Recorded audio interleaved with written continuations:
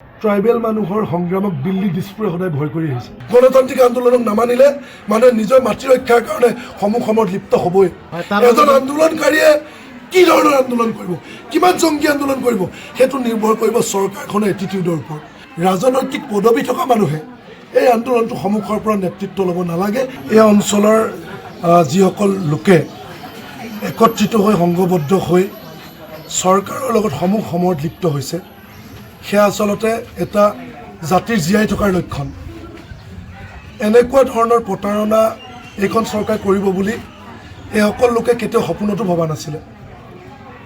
আমাৰ চবতকৈ দুখ লাগিছে যিগৰাকী ব্যক্তিয়ে আজি 16 বছৰ নিজৰ জনগোষ্ঠীটোৰ ছাত্ৰ সংগঠনক নেতৃত্ব দিলে, সেইগৰাকী ব্যক্তি আজি BTC মুৰব্বী। তেওঁ ক্ষমতা পোৱাৰ পাছত তেওঁ এই লোকসকলক মাটিৰ পট্টাহে দিব লাগিছিলে, কিন্তু নিদি বিজেপি চৰকাৰৰ লগত মিলি আদানীৰ দৰে কোম্পানীক মাতি আনি এই দশক ধৰি বাস কৰি থকা নিজৰে জনগোষ্ঠীটোৰ লোকসকলৰ ওপৰত যি ধৰণৰ আক্ৰমণ নমাই আনিছে, এই ঘটনাটো আচলতে নিন্দা কৰিবৰ কাৰণে আমাৰ ওচৰত কোনো ভাষা নাই।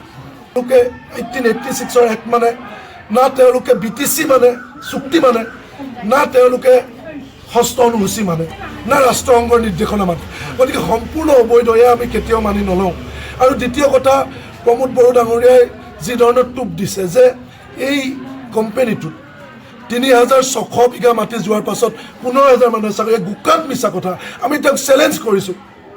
আমি এতিয়া কাগজত পঢ়িছোঁ যে আদানী গ্ৰুপৰ টোটেল 9টা কোম্পানীত ইঞ্জিনিয়াৰ টপ লেভেলৰ ডাইৰেক্টৰলৈকে সকলো পোষ্ট মিলাই পোষ্ট আছে 9টা কোম্পানীত 3,315টা। এটা কোম্পানীয়ে 10,000 কোপা দিব। এনেকৈ নিজৰ মানুহক ঠগিব পাৰে নেকি কওকচোন? আজি ঝাৰখণ্ডত আদানী গ্ৰুপক খেদিছে মানুহে 51 কোটি টকা তেওঁলোকে ক্ষতিপূৰণ দিম বুলি 1 টকা দিয়া নাই।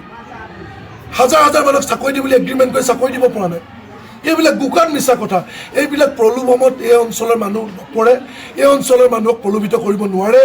তেওঁলোকে প্ৰতিৰোধ সংগ্ৰামত লিপ্ত হৈছে আৰু চৰকাৰে বাধ্য কৰাইছে। গণতান্ত্ৰিক আন্দোলনক নামানিলে মানুহে নিজৰ মাতৃ ৰক্ষাৰ কাৰণে সমৰত লিপ্ত হ'বই। তাৰ বাদে বিকল্প নাই।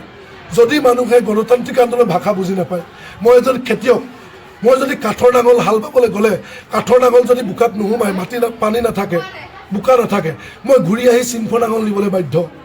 চিম্ফ নাঙলে যদি হাল বাব নোৱাৰে, তেতিয়া মই প্লাও খেৰ বা ডবল কোৰ মাৰি হ'লেও মই খেতি কৰিবই লাগিব।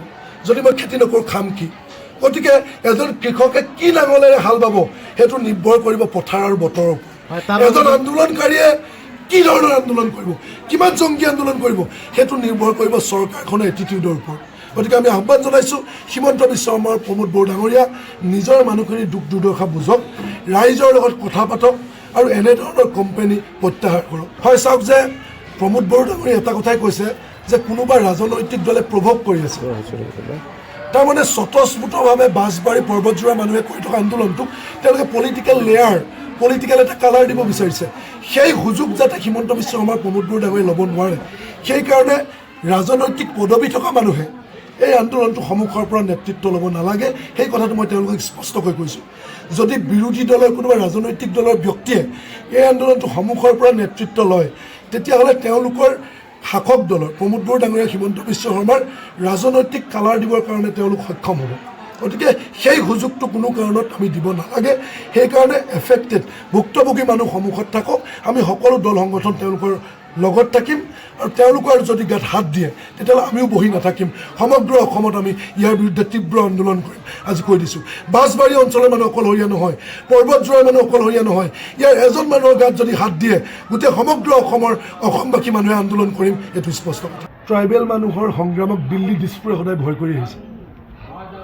অসমৰ জনজাতীয় মানুহৰ সংগ্ৰাম, যিখন সংগ্ৰাম অসমৰ জনজাতীয় মানুহে নেতৃত্ব লৈছে, বিশেষকৈ বড়ো ৰাভা জনগোষ্ঠী বা এই 6 শিডিউল অন্তৰ্গত যিবিলাক লোকে বসবাস কৰে, কোচ ৰাজবংশী, এই লোকসকলৰ আন্দোলনক সদায় দিল্লীয়ে ভয় কৰি আহিছে।